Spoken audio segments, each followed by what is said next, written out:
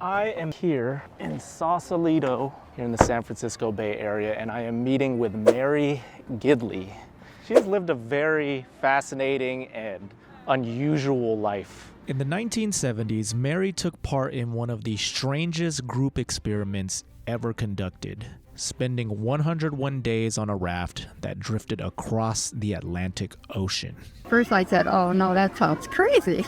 And then he came and he showed me the plans and I was like, oh, well, it's pretty seaworthy. I think I could do that. In this video, I'm going to explore Mary's remarkable story and what her experiences reveal about living a bold and unconventional life.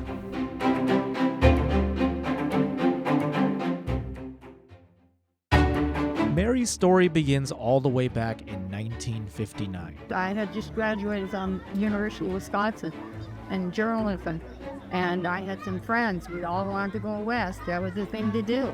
So we was like piled into my car, and we just went far west as we could, which was I went to Eureka, a tiny port city on the California coast, located about 275 miles north of San Francisco. While living there, Mary's life took a serendipitous turn towards the sea. I met my husband there.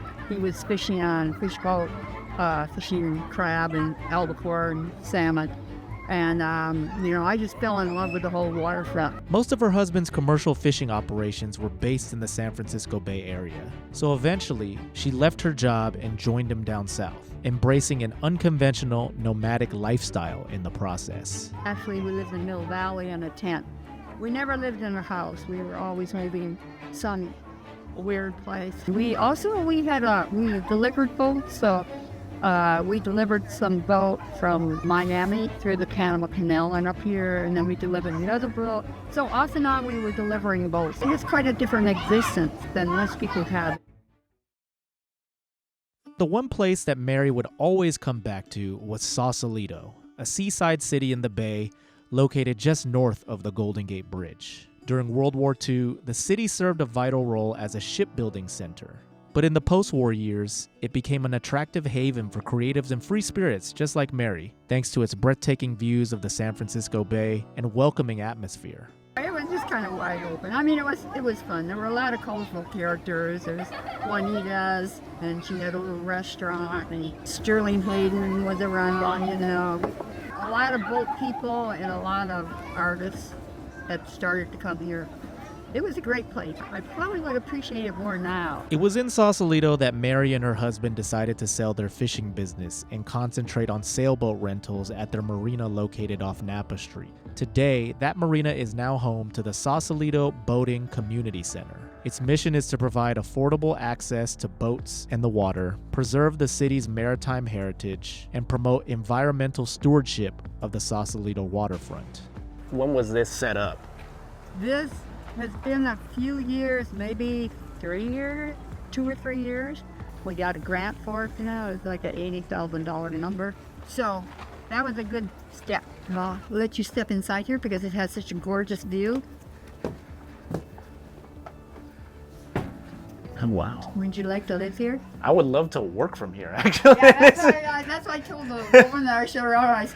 You don't pay to work here. Yeah, you have a perfect corner desk set up here, and then you have like the sun shining it when the sun is up. Yep. Yeah, it's beautiful.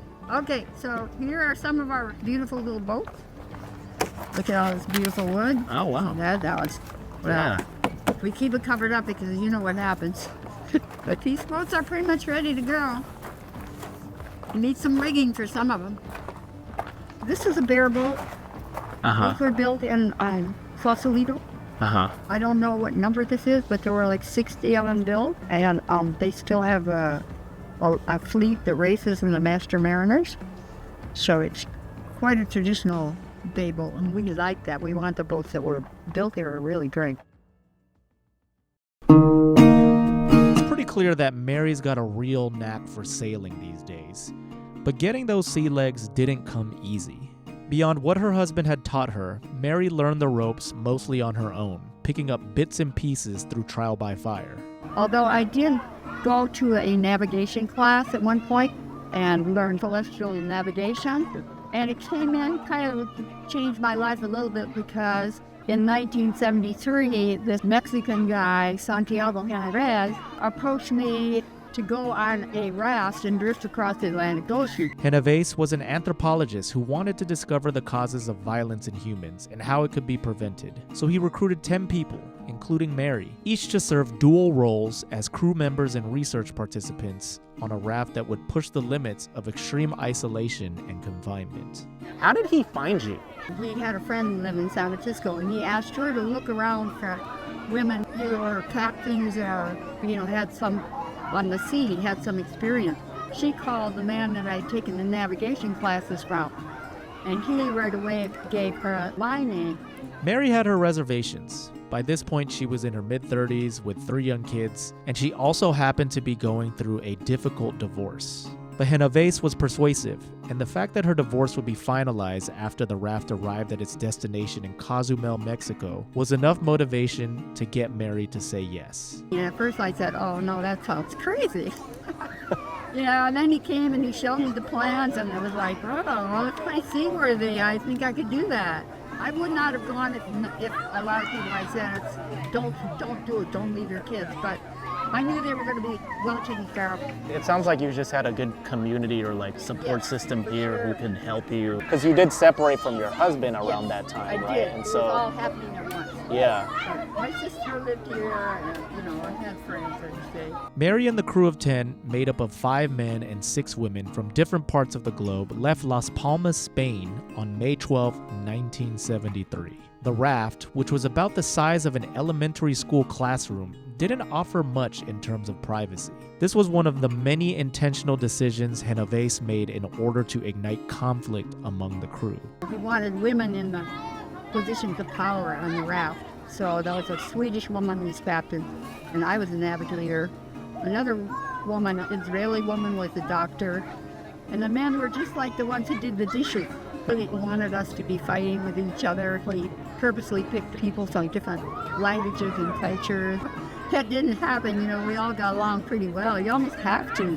You're in a confined space, and it's just, you have to work together. Ironically, it was Henarez who caused much of the trouble, at one point staging a mutiny and taking back control of the raft from the Swedish captain he had originally recruited. He was the only one who was kind of like a problem. He was trying to stir things up the whole way.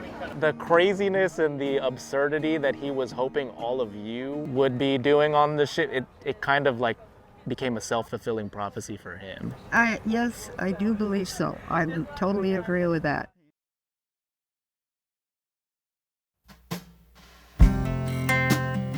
Now, you might expect that Mary's extraordinary experience on the raft would have made some sort of profound impact on her. But the reality is, her time on that raft just reinforced a belief she'd had all along. When I meet somebody, it's kind of like they're somebody totally new. I don't pay much attention to try to figure out, that because of their language or their culture that they're different than me.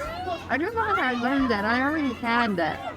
Here in Sausalito, you're already open-minded because of the culture of the people that live here and the blind people and the artists. So. Yeah. Which leads me to this crucial insight I gleaned from Mary about what it means to live an unconventional life. You see, it's not just about having the inner drive or ambition to do your own thing. What's equally important to staying on that pathless path is finding your people, a tribe that embraces your uniqueness. I think I always was want to follow the rules or the past. I definitely did not want to get married to somebody who was a 9-to-5 person. Being in Sausalito, there were a lot of people like that. I don't think I ever had thinking that I was that much different than anybody else. We all kind of did whatever, and everything was acceptable. In the end, Mary's story and the stories of people just like her isn't only about having the guts to break the mold. It's about finding a place where different feels perfectly normal, too.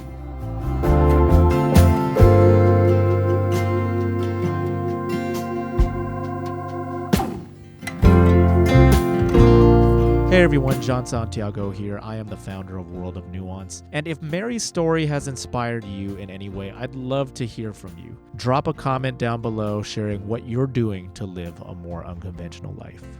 And if you enjoyed this video, you want to support the channel, the best way to do that is with a like, subscribe, or a share with a friend. Thank you so much for watching, and I will hopefully see you in the next one.